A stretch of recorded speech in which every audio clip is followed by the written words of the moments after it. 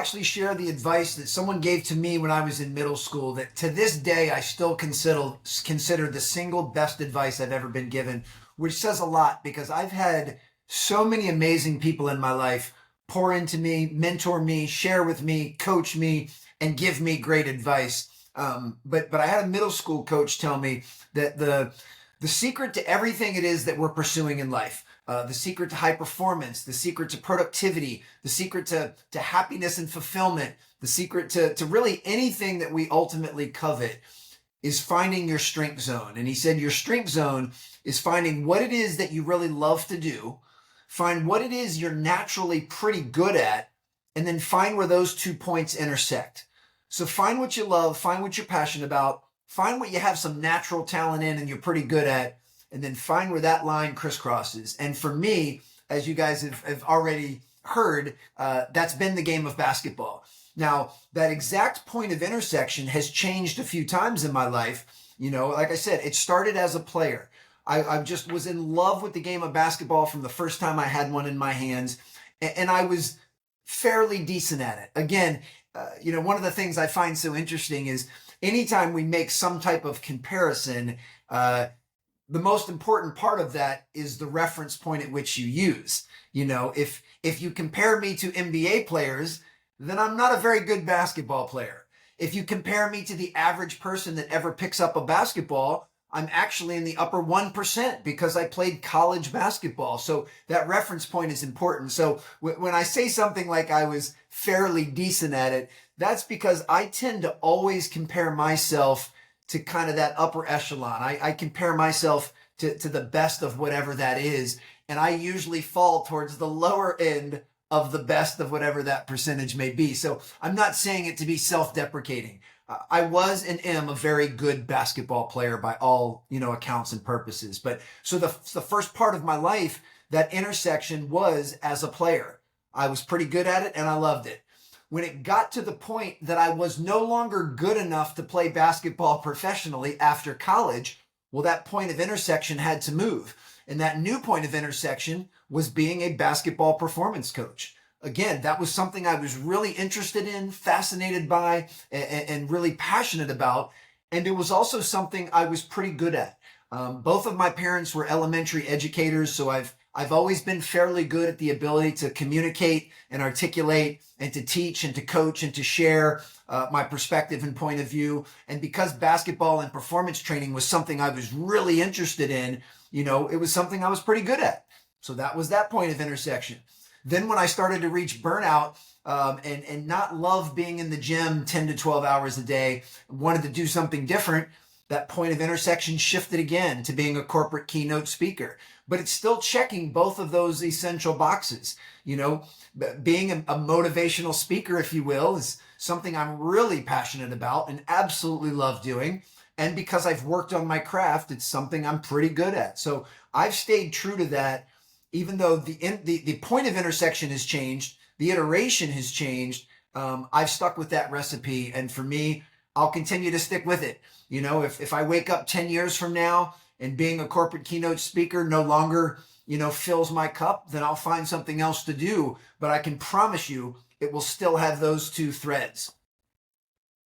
Yeah, I'm always curious because I think for most people, it's easy to probably point to something that they find exciting or fun. Like, for example, for me, like even with this podcast, it's like, okay, well, I remember when I was first starting the podcast, I almost kind of drew myself into a corner because I was like, well, I can only talk about these things and these are the only topics that I can do because, other people are only doing these topics. So therefore, for me to stand out, I only have to do this. And you start overthinking stuff. And then I kind of sat down one day and I went back to basics and I was like, okay, well, what do I enjoy? I love sports. I always have. I love, entrepreneurship, business, those types of topics. I love mindset. So it's like, all right, let me find people that, satisfy one or all of those topics and bring them on the podcast. And that will be my podcast. And that's who I am. Like, that's uniquely me. So I think with a little bit of self-reflection, or if you just, studied what someone did all day, you could say, hey, you probably find this fun. If you watch sports all day, you're probably like sports, I'd venture to guess.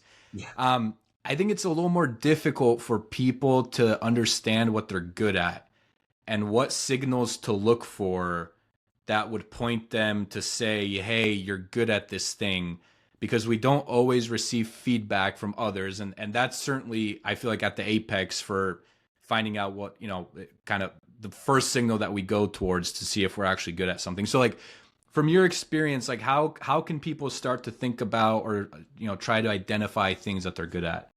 Well, I'm so glad you went in that direction. That's a really good thread for us to pull on. And a few other thoughts. One, I really quickly just want to interject that if it's something that you're very passionate about, even if you're not very good at it, that can and should still be a hobby. That can and still should be something that you choose to invest your time in because it brings you enjoyment. Not everything we do in this world does the goal need to be world class at it, and or even the goal doesn't even need to be to monetize it and make a living doing it. Now, because all of us do for a good portion of our lives, at least in our 20s through 60s on average, need to find a job and have some type of employment. It would be my recommendation that whatever it is you choose to do for a living satisfies that recipe for being in your strength zone. But same thing, it's okay if your goal is not to be the best in the world at something. Now, depending on what it is that you choose to do, many times the feedback is inherent. The market will decide.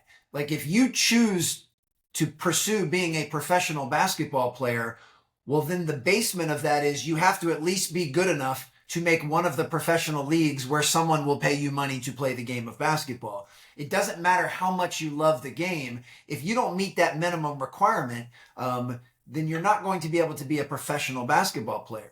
You can still play in some men's leagues, and you can still play intramurals in college, and you can still play pickup games at the YMCA. Like, you can still play the game because you love it. And again, I highly encourage you to do that, but that's not going to be your vocation if you don't reach a certain level. So, but I think that's important for everyone to try to figure out and decide. And I also want to say that it doesn't have to be singular. It's not like each and every one of us were only put on the earth to do one thing. And if you happen to miss that train, you're going to be screwed for the rest of your life. I'll say there's a handful of things that I believe I'd be pretty good at if I chose to pursue them. And they are things that I think I would actually enjoy. Now, I'm a big believer, and you mentioned a term earlier about getting back to the basics and the fundamentals, and that's something I certainly believe. But for me, I also believe in having focus. For me, I work best operating in a state of focus. I work best living my life based on a handful of core principles. I have a very, very simple life. And I don't say that to diminish myself. I actually say that with a huge sense of pride. I only have a handful of things in my life that are really important to me. My children are very important to me. My health, my mental and physical wellness and well-being is very important. My work, my craft is very important to me, and my friends and family and relationships. But outside of those four things, I don't really dedicate very much bandwidth to anything. But I put all of my heart, soul, and love into those four things. But that's a choice. And I'm certainly not here to say that that's a choice everyone else should make. Some people might like to do a variety of different things. But for me, that operating system works best. So ultimately, that's what I think everyone needs to try and figure out is their operating system. What ways of operating give you the best chance to not only be productive and perform at a high level, but what way of living also gives you the most satisfaction, the most fulfillment, the most optimism? To me, the number one thing I'm concerned with is my quality of life. And I define my quality of life is how much time and energy can I devote to those four things that I just mentioned.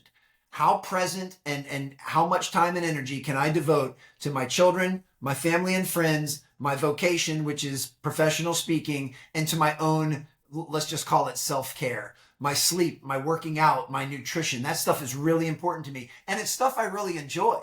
I know a lot of people who think going to bed early and waking up to eat healthy food and waking up to work out is punishment to them. It actually brings me so much satisfaction. I love it. So for me, that's quality of life. And I've built a life that allows me to pour into those four things very regularly and consistently. And I don't do a whole lot outside of those four pillars.